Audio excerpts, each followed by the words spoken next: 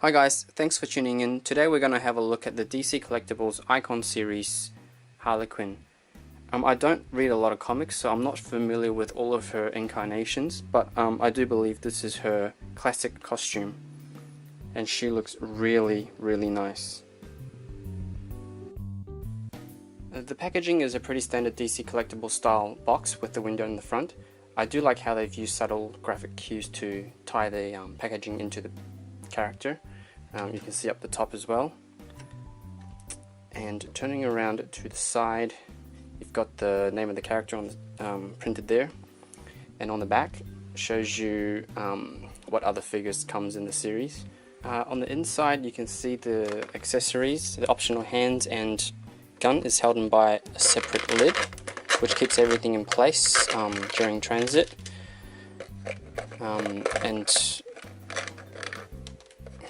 And the hammer is just held in by some tape down here. And you can just pull it out. I did notice there was a little bit of a problem with how the figure was tied in. Let me just scroll up a little bit. Pan up, I mean.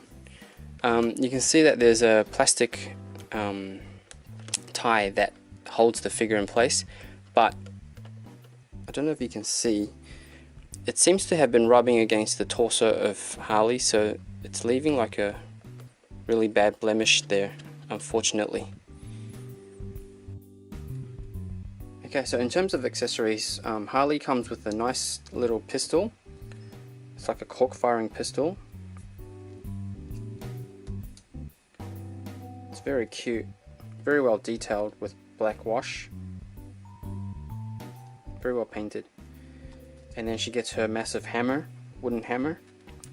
It's got really nice sculptural detail. You can see all the markings there to make it look like real wood.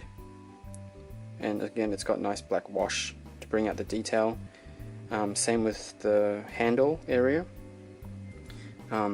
It's like a nice leather wrap effect with black wash to bring out the detail. And she gets two optional left hands. One is a trigger hand to hold the gun, and the other one is a normal gripping hand to hold the hammer. And she only gets one optional right hand, which is for holding the hammer, so no trigger hand for the gun on the right hand side. The hands are pretty easy to swap out. They pull out easily, and the peg is quite long, and it doesn't feel like it's going to break at all. And just stick the other one back in, and same on the other side, nice and easy to pull out, but it's not loose like it's going to fall out, so it's quite good. And gun in this hand, nice and easy. And let's put the hammer on this hand, in this hand.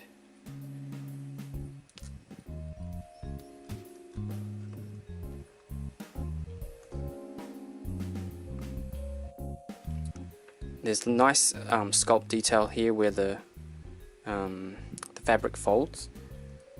Really good attention to detail, and there's texture on the ends of these pom-poms. I'm not sure what they're called, but there's nice texture there.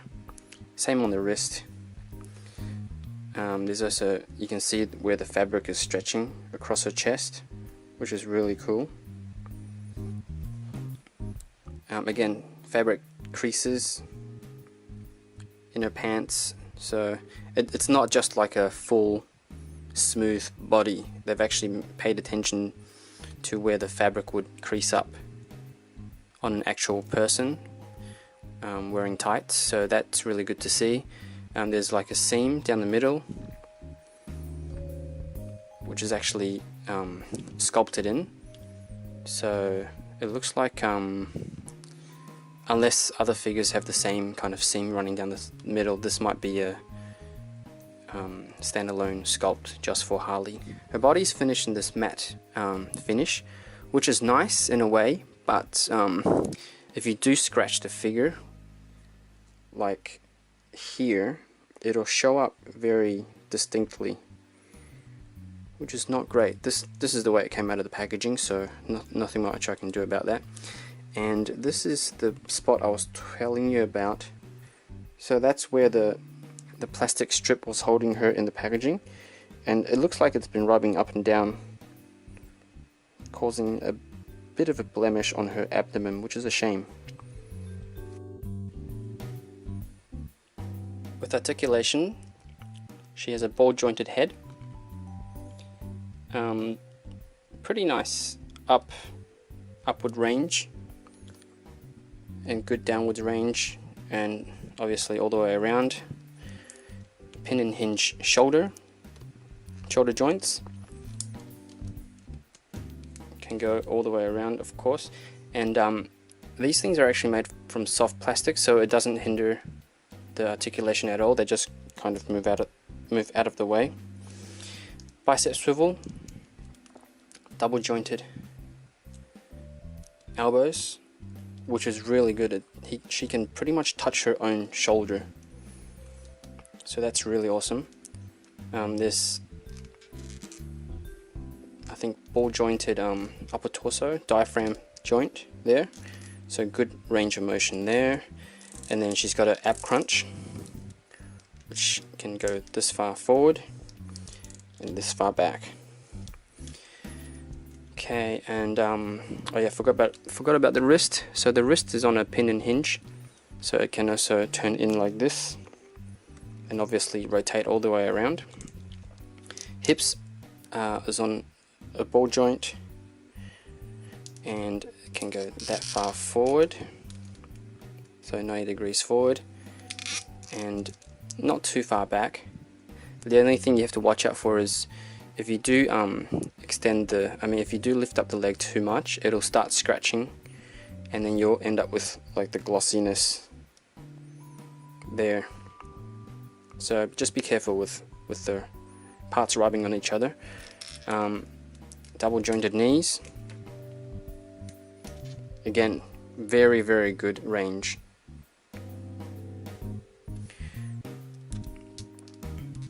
And then she doesn't have any thigh swivel or ankle swivel, but shin swivel, but she does have really nice ankle articulation, tilting up and down, and also side to side. So she can do really nice wide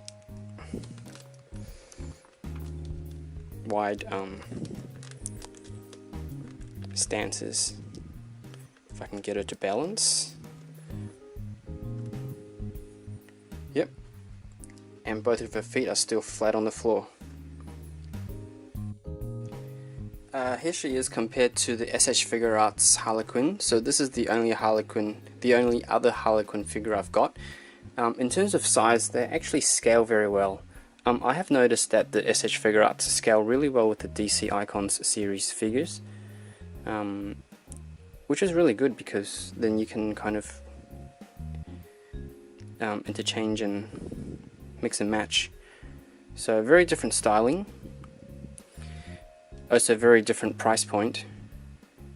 So the SH Figure Arts is probably 2 or 3 times more expensive than the DC Icons series. So you do get a lot more detail with the SH Figure Arts one. But this one is really nice in its own right. And let's just have a look at the hammers that they come with. So this one's much more colorful and comic looking, whilst the Icons one is much more realistic actually. So it'll be interesting to kind of do a swap. I think it may even work, but both very nice in their own right. And here she is with the SH Figure Arts Injustice Joker.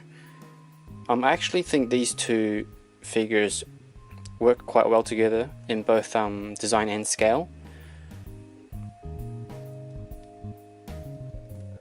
So if you don't have the SH Figure Arts Harley Quinn, you can just as easily use this one as a stand-in. And here she is compared to the Icons series Batman. The Batman figure, I think, is a little bit on the small side, but at least he's still taller than Harley. But if I just bring in Flash here, even Flash is taller than Batman and has a bigger head. So I do wish they would upscale this Batman to better reflect his physique compared to the other characters in the line. And here she is compared to the DC Superheroes Cassandra Cain figure, and another female body type from the DC line, this time by Mattel. This is the Movie Masters Catwoman figure, and compared to a female body Marvel Legends, scale wise, Marvel Legends is quite a lot bigger actually compared to the DC Icons, almost a head taller than the Icons series. So unfortunately they're not going to scale very well together, but you can get some forced perspective if you really want to do some crossover, crossover shots. And lastly, just a quick comparison against the Bucky Cap mold Marvel Legends figure. The Icon series Harley Quinn is a very nice figure. This is actually the first female character I've received in this series, but so far I'm impressed. Just a few minor things that I hope they would improve on in future releases, like the durability of the figure. Like I mentioned before, once it scratches, it goes glossy and it's a bit of an eyesore, but apart from that, the paint app is really nice and clean. The sculptural detail is really nice, and in terms of proportion, I think it even beats the Marvel Legends figure. And if you do have a chance, pick it up. I highly recommend it. Okay guys, thanks for watching.